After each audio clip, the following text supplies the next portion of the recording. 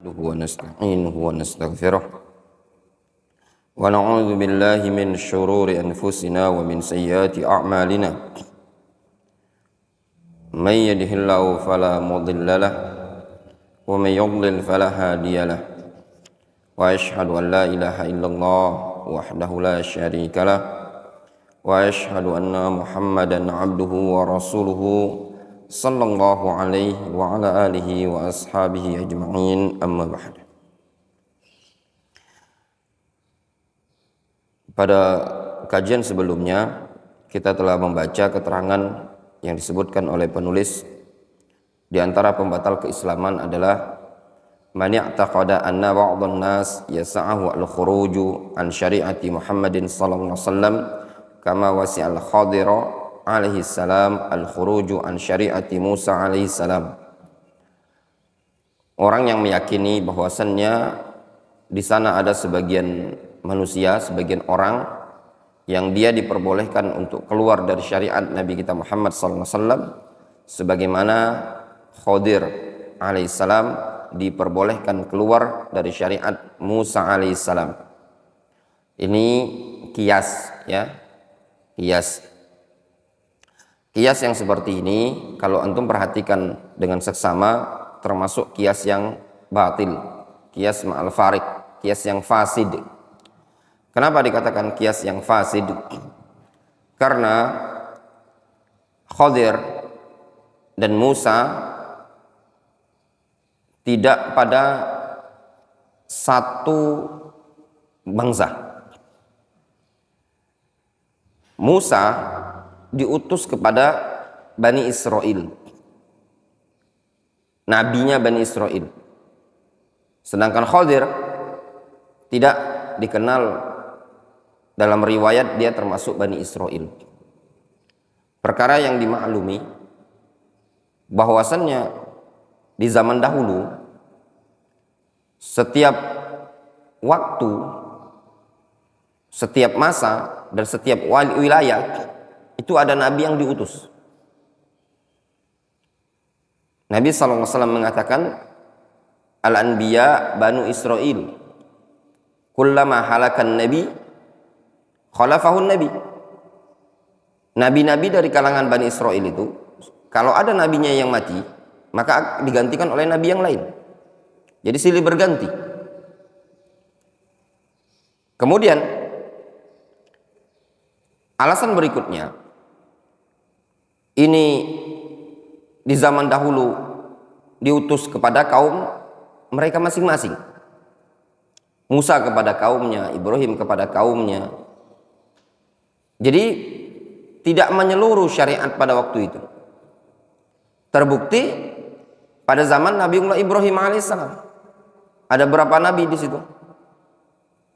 Ada Nabi Lut alaihissalam. Di antaranya Nabi Lut. Malaikat datang menjumpai Ibrahim, dia ngasih tahu bahwasanya Allah akan mengazab kaum Nabi Lut. Di situ ada Ibrahim, ada juga Lut. Dan juga ada nabi-nabi yang lain. Berbeda dengan Nabi kita Muhammad SAW. Syariat beliau ammah, mencakup umum, berlaku untuk seluruh kalangan bangsa. Mau dia Bani Israel, mau dia bangsa Arab, mau dia orang Ajam non Arab, bahkan untuk kalangan jin dan manusia, tanpa terkecuali. Wajib bagi mereka untuk mengikuti syariat Nabi kita Muhammad SAW. Bahkan Rasul mengatakan, laukana akhi Musa hayyan ma wasi'ahu illa tiba'i. Kalau seandainya Musa masih hidup, tidak ada kelapangan, keluasan bagi Musa melainkan harus ngikuti aku. Karena syariat Nabi kita Muhammad SAW itu lebih umum. Jelas ya? Itu namanya syubhat. Syubhatnya mereka yang mengatakan bahwasannya bolehnya Khadir keluar dari syariatnya Nabi Musa. Alasan yang berikutnya kata mereka para ulama, ini Khadir Nabi. Ya, Khadir Nabi. Beliau diutus kepada bangsa tertentu. Musa alaihissalam Nabi. Jelas ya? Jadi ini syubhat kurang tepat. Min babil faedah, sebagian orang menganggap Khadir masih hidup. Ini juga pemahaman sufi ya, pemahaman yang keliru. Khadir sudah wafat. Wa ma ja'alna li basyarin min qablikal khuld. Kami tidak pernah jadikan seorang manusia pun sebelum engkau ya Muhammad al-khuld, kekal. Tidak ada. Semua manusia di zaman Nabi kita Muhammad SAW sudah meninggal dunia, sudah wafat. Illa Isa alaihissalam yang Allah Subhanahu wa taala angkat ke langit dan nanti akan diturunkan di hari kiamat. Jelas ya? Jelas pembatal keislaman yang seperti ini terjadi dan ada di zaman sekarang pada sebagian orang yang mereka merasa sudah mencapai tingkatan tinggi dalam berkeyakinan sehingga mereka tidak lagi mau ibadah. Nah, ini keliru, pemahaman yang salah. Yang tepat dan yang benar, kita diperintahkan oleh Allah Subhanahu wa taala untuk beribadah sampai wafat, sampai datang kematian. Kemudian pembatal keislaman yang ke-10, al-i'rad an dinillah, la yata'allamuhu wa la ya'malu bihi. Berpaling dari agama Allah, tidak mau belajar dan tidak mau mengamalkannya. Ini juga pembatal keislaman ya ikhwan. Kalau seandainya ada orang mengucapkan kalimat la ilaha illallah, mengucapkan asyhadu an la ilaha illallah, dan dia tidak mau sholat, tidak mau puasa, tidak mau bayar zakat, tidak mau mendengar ceramah-ceramah yang ada, tidak datang sholat Jumat, apakah dia tetap dikatakan muslim? Jawabannya tidak. Orang tersebut kafir, keluar dari agama Islam. Kenapa? Karena konsekuensi dari kalimat syahadat dia harus mengamalkan Islam tersebut. Tidak cukup cuma Islam KTP. Difahami? Islam itu terdiri dari bangunan sholat, puasa, zakat, haji bagi yang mampu. Masa ada orang ngaku saya Islam, saya mengucapkan 2 kalimat syahadat, KTP saya Islam, saya tinggal di tengah-tengah kaum muslimin, tapi sholat enggak peduli terhadap agama ini tadi. Orang yang dipikirnya cuma apa? Urusan dunia saja. Subuh ya tidur, zuhur sibuk di kerjaannya, asar sibuk mau pulang, maghrib juga enggak, 5 waktu enggak pernah sholat, tidak pernah sholat Jumat, tidak puasa di bulan Ramadan, tidak mau juga mendengarkan ceramah-ceramah Islam. Kemaksiatan, syirik ada pada dia. Ini namanya al-i'rad anid din bil kulliyah, berpaling dari agama secara totalitas. Yang seperti ini dinyatakan kufur. Namun kalau seandainya dia al-i'radnya tadi juz'iyah, tidak seluruh, dalam artian ada poin-poin yang dia tidak mau belajar, tidak mau diamalkan, maka yang seperti ini tadi tidak dikatakan kafir, namun kadang dia masih dikatakan muslim bikabiratihi, ya, wa fasiqun, atau maafan, muslim bi imanihi wa fasiqun bi kabiratihi. Dia muslim dengan imannya dia, mukmin dengan imannya dia, namun dia fasik dengan dosa yang dia lakukan. Kemudian poin yang ke-11, takdzib ba'dhi ma ja'a bihin Nabi sallallahu alaihi wasallam, mendustakan sesuatu yang dibawa oleh syariat Nabi kita Muhammad SAW. Ini saja ya ikhwan, antum ingat baik-baik, poin yang dimaksudkan oleh penulis adalah mendustakan sesuatu yang ma'lumun minad din bid darurah au mujma' alaih, atau perkara yang disepakati, perkara yang memang sudah pasti jelas diketahui. Adapun perkara-perkara yang samar tidak masuk dalam pembahasan ini tadi. Jelas ya? Contoh misalkan salat tasbih. Sebagian para ulama ahli fikih mengatakan tidak ada salat tasbih. Kenapa? Hadisnya dhaif, lemah. Sebagian mengatakan ada salat tasbih. Apakah yang mengingkari salat tasbih dikatakan keluar dari agama Islam? Tidak. Tapi kalau salat 5 waktu, orang awam pun tahu, anak kecil tahu salat 5 waktu itu wajib. Ketika kita mengatakan salat 5 waktu tidak wajib, maka ini keluar dari agama Islam, mendustakan perkara yang sudah jelas, yang zahirah dalam agama Islam. Kita masuk yang ke-12, an-nifaq al-i'tiqadi. Qala Allah Subhanahu wa ta'ala, Wa'adallahu al-munafiqina wal munafiqat wal kuffara nar jahannam khalidina fiha hiya hasbuhum wa la'anahumullah wa lahum 'adzabun muqim. Allah menjanjikan kepada kaum munafikin dan juga kepada kaum munafiqat dan juga orang-orang kufar berupa apa? Yang dijanjikan oleh Allah Azza wa Jalla untuk mereka, nar jahannam, neraka jahannam, khalidina fiha, mereka kekal di dalamnya. Hiya hasbuhum, itulah cukup untuk mereka.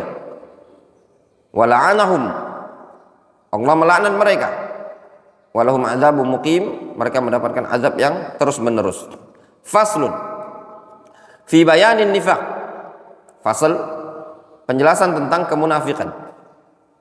An-nifaq, nifaq kemunafikan, huwa izharul khair wa ibtanus syarr.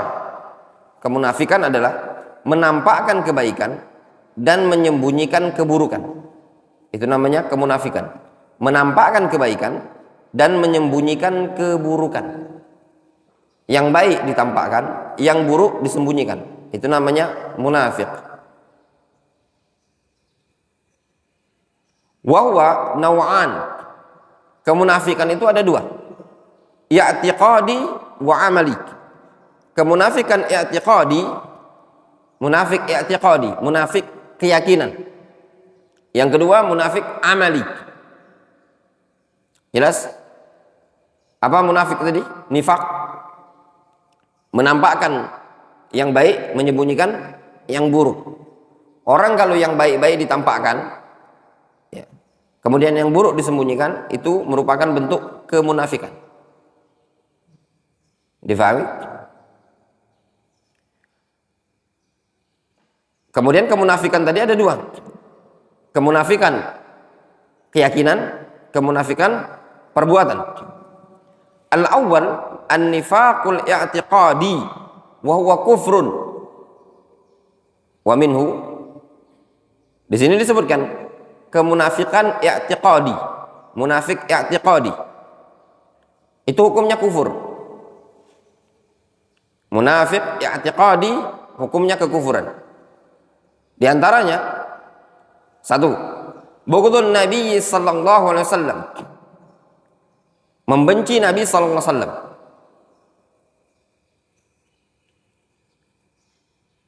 Yang kedua, bughdhu ma jaa bihi an-nabiy sallallahu alaihi wasallam walau amila bihi, membenci sesuatu yang dibawa oleh Nabi sallallahu alaihi wasallam meskipun dia amalkan, tapi kalau dia membencinya, maka itu merupakan kemunafikan. Membenci Rasul.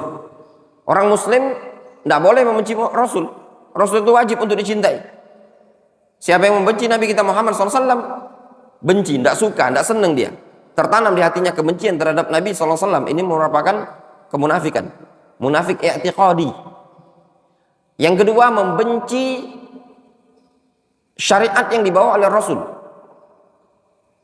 Apapun ya ikhwan, bahkan membenci yang perkara yang ringan, misalkan siwak, gosok gigi, dia benci, dan itu bagian dari syariat, merupakan kekufuran. Segala sesuatu yang dibawa oleh Nabi SAW tidak boleh dibenci, harus dicintai. Jenggot, maka tidak pantas seorang dai, seorang ustadz meremehkan jenggot. Ya, itu syariat yang dibawa oleh Nabi kita Muhammad SAW. Atau misalkan celana di atas mata kaki, itu syariat yang dibawa oleh Nabi SAW. Rasul mengatakan, ma asfala minal ka'baini minal izari fa finnar. Kain yang melebihi kedua mata kaki adalah tempatnya di neraka. Dibilangi, ini kebanjiran. Orang berjenggot dibilangi apa? Dibilangi kambing. Ya. Orang cadaran dibilangi ninja. Itu semua syariat yang bermadarat pada dia sendiri. Ya, bermadarat pada dia, tidak akan bermadarat pada orang yang dia celah. Yang ketiga,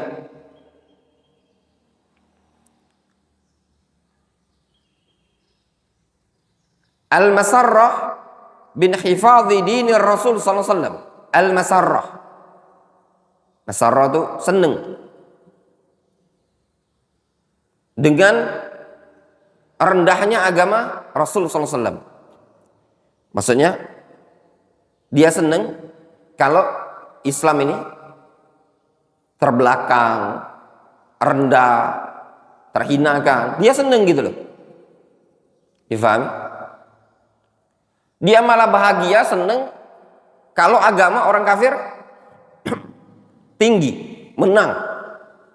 Agama Islam kalah, dia senang. Agama orang kafir tinggi, dia senang. Difahami? Harusnya apa? Sebaliknya kan.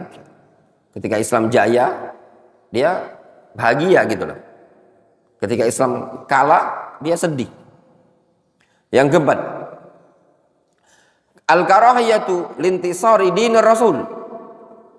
Tidak senang akan kemenangan agama Rasul sallallahu alaihi wasallam. Islam ini menang, enggak senang dia. Ya. Tadi Islam kalah, dia senang. Islam menang, dia enggak suka. Ya. Qala Allah Subhanahu wa ta'ala. Allah Subhanahu wa ta'ala berfirman, "Dzalika bi annahum karihu ma anzalallah fa ahbata a'malahum." Yang demikian itu dikarenakan mereka tidak menyukai apa yang Allah Subhanahu wa ta'ala turunkan. Mereka benci, mereka tidak suka terhadap syariat yang diturunkan oleh Allah Azza wa Jalla. Fa ahbata a'malahum. Maka Allah Subhanahu wa ta'ala gugurkan amalan mereka, gugurkan perbuatan mereka. Jelas? Wadih? Wadih, jelas ya ikhwan. Kemudian as-sani an-nifaq al-amali, kemunafikan yang sifatnya amali. Jelas ya ikhwan, antum paham ya? Munafik i'tiqadi berarti ada unsurnya keyakinan. Ya. Jadi dalam hatinya dia membenci. Kemunafikan itu amali, maksudnya dalam hatinya itu terdapat kekufuran. Walaupun zahirnya terdapat keislaman. Jadi batinnya kufur, zahirnya Islam. Itu namanya nifaq i'tiqadi. Wadih, jelas? Kalau nifaq amali apa? Nifaq amali disebutkan dia itu zahirnya Islam, imannya Islam, tapi pada beberapa perbuatannya ada perbuatan-perbuatan kaum munafikin. Difahami? An-nifaqul amali wal munafi li kamalil iman. Nifaq amali adalah kemunafikan yang meniadakan kesempurnaan iman. Kalau nifaq i'tiqadi, kemunafikan yang meniadakan aslul iman. Beda? Kemunafikan i'tiqadi meniadakan asal keimanan. Akar keimanan sudah hilang. Pondasi keimanan sudah hilang. Kalau munafik amali, dia meniadakan kesempurnaan iman. Wa qad yakunu dalilan ala wujudin nifaq al-i'tiqadi. Dan terkadang kemunafikan amali itu merupakan tanda akan adanya kemunafikan i'tiqadi pada orang tersebut. Jelas? Bisa dikatakan itu tanda ada kemunafikan pada orang tersebut. Fa an Abdullah bin Amr radhiyallahu anhu anna an-nabiy sallallahu alaihi wasallam qala, Rasul mengatakan apa? Arba'un man kunna fihi kana munafiqan khalisan. Ada 4 perangai. Apabila 4 perangai tersebut ada pada seseorang, kana munafiqan khalisan, maka orang tersebut dikatakan sebagai munafik tulen. Wa man kanat fihi khoslatun minhunna kanat fihi khoslatun minan nifaq hatta yada'aha. Idza tumina khana wa idza haddatsa kadzaba wa idza ahada ghadara wa idza khasama fajara. Empat perangai tersebut, kata Nabi SAW, man kanat fihi khoslatun minhunna kanat fihi khoslatun minan nifaq. Siapa yang pada dirinya terdapat satu perangai dari perangai tersebut, ya, kanat fihi khoslatun minan nifaq, maka sungguh pada diri orang tersebut berarti ada satu perangai dari perangai kemunafikan. Hatta yada'aha, sampai dia meninggalkannya. Apa perangai tersebut? Idza tumina khan, kalau diberi amanah, dipercaya, dia khianat. Wa idza haddatsa kadzaba, kalau dia ngomong kadzaba, dia dusta.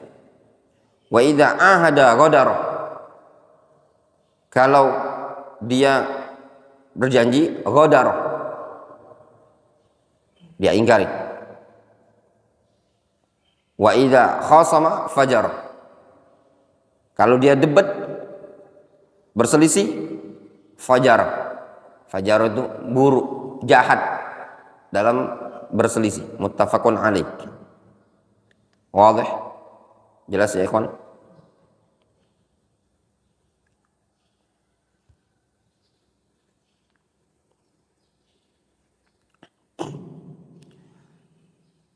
Di sini disebutkan ada faedah. Makna kana munafiqan khalisan ala wajhin.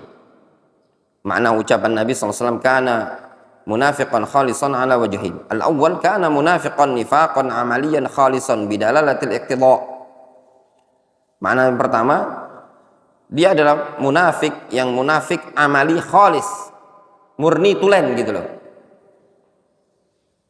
dengan dalil iqtida, konsekuensinya, ya.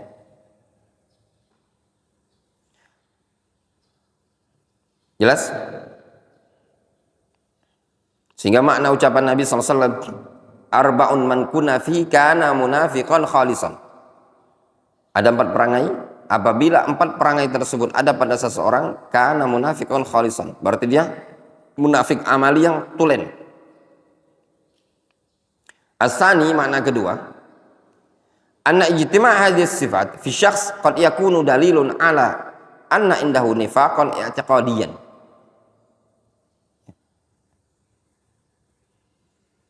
Makna kedua, bahwasannya apabila berkumpul 4 sifat ini pada seseorang, maka bisa dikatakan itu adalah tanda bahwasannya pada orang tersebut terdapat kemunafikan i'tiqadi.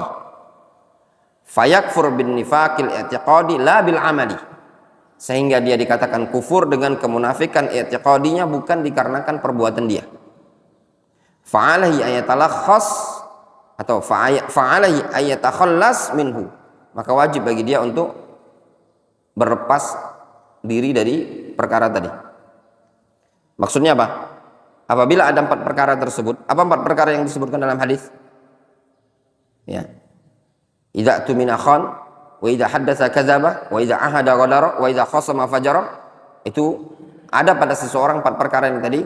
Itu bisa dikatakan alamah, tanda pada orang tersebut ada nifaq i'tiqadi. Orang kalau sudah ada sifat ini tadi, kalau diberi amanah, dia khianat. Kalau dia ngomong, dusta. Kalau janji selalu diingkari. Kalau debat selalu mau menang sendiri. Jangan-jangan ini munafik i'tiqadi. Iya enggak? Ataupun kalau tidak dikatakan dia munafik i'tiqadi, berarti dia dikatakan munafik amali khalis. Jelas? Orang yang munafik perbuatan yang murni, tulen. Jadi kalau ada orang antum jumpai, kalau diberi amanah khianat, kalau ngomong dusta, kemudian kalau dia janji diingkari sama dia, kalau dia mukhasamah, berselisih, berdebat, mau menang sendiri, ini orang secara zahir dikatakan munafik amali, tulen. Jelas? Faham antum? Nyambung? Makna hadis ini? Irsyad Azhar, nyambung? Jadi kalau ada orang Azhar punya perangai 4 tadi, apa 4 itu?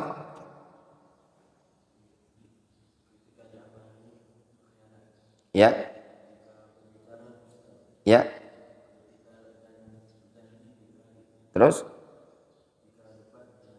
nah, ikhwan ini munafik tulen secara zahir perbuatannya. Kalau antum jumpai orang seperti ini, dikasih amanah oleh rakyatnya, khianat sama dia. Ya enggak? Apalagi? Kemudian kalau dia ngomong dusta pula. Ya enggak? Kemudian kalau janji diingkari pula sama dia.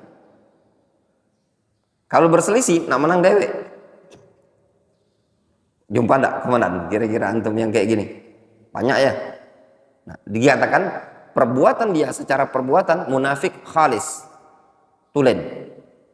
Atau jangan-jangan ini adalah munafik i'tiqadi.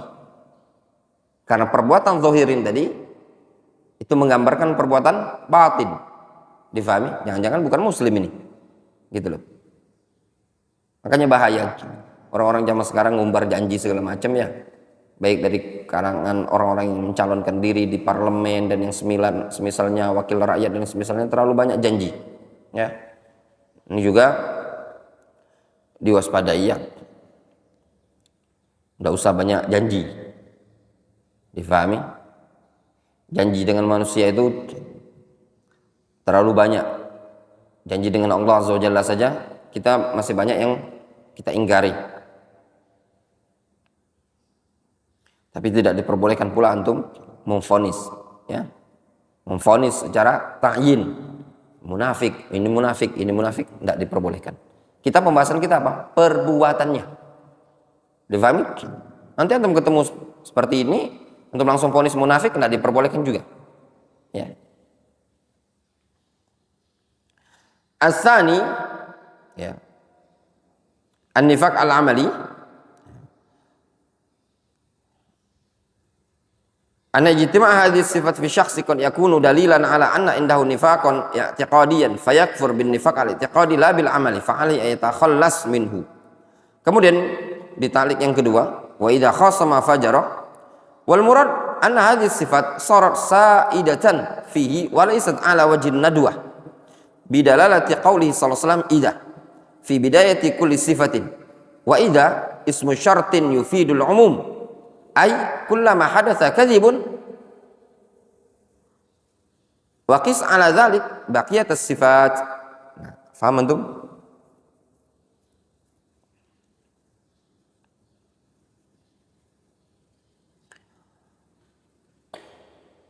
Ana baca ya. Wal murad anna hadhihi sifat. Dan yang dimaksud dalam hadis ini bahwasannya sifat-sifat ini yang 4 tadi, khianat, dusta, ingkar janji, buruk ketika berselisih, sifat-sifat seperti ini sarat sa'idah fihi walaysat ala wajhin nadwah, ya.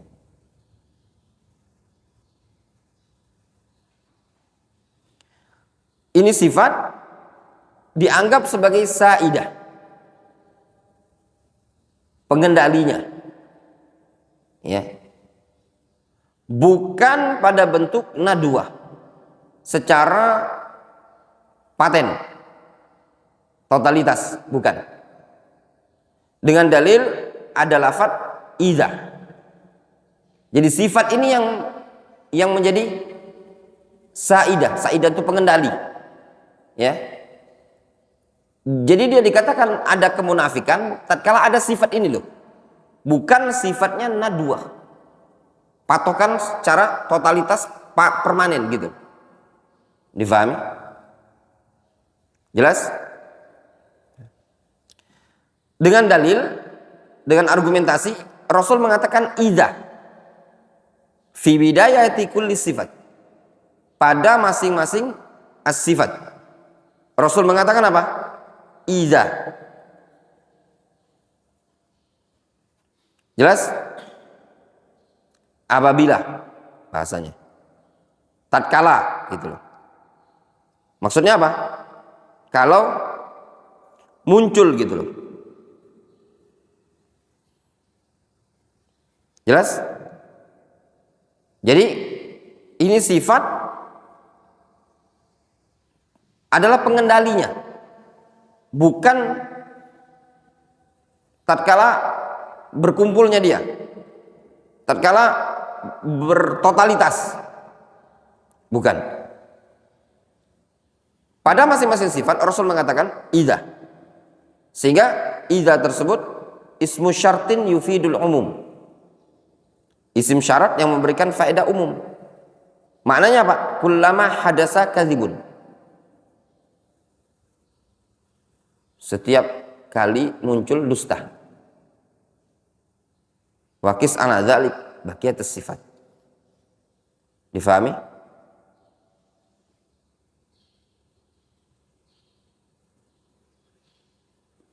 Jelas ya ikhwan? Jadi gini, bukan kalau dia sudah dusta, kalau dia dusta sekali langsung dikatakan munafik, enggak. Permanen enggak.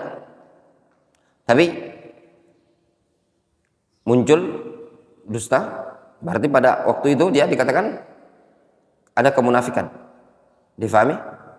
Jadi sifat ini tadi merupakan penggeraknya, dikatakan munafik kalau muncul sifatnya.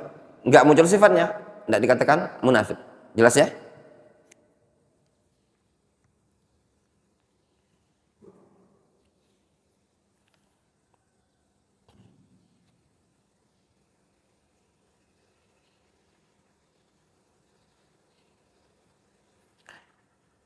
Itu maksudnya. Faham? Laisat ala sabilin nadwah. Nadwah itu artinya ijtima, perkumpulan. Jadi bukan maksudnya itu permanen yang terkala harus berkumpul, enggak mesti. Muncul satu, berarti ada kemunafikan. Iya enggak? Muncul khianat, ada kemunafikan. Muncul dusta, ada kemunafikan. Difahami? Jadi pada masing-masing sifat.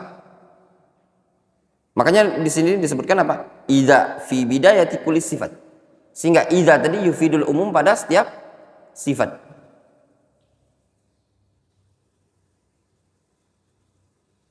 Difahami? Jelas ya ikhwan? Jadi bahasanya gini. Maksud dari hadis ini, sifat-sifat ini dia dikatakan pengendali pada orang tersebut kalau sifatnya kalau perangai kemunafikan tadi muncul. Kalau tidak muncul ya tidak dikatakan kemunafikan. Difahami? Seperti itu maknanya. Wallahu ta'ala. Mungkin kita cukupkan dulu sampai di sini. Naktafi bihadzal qadar.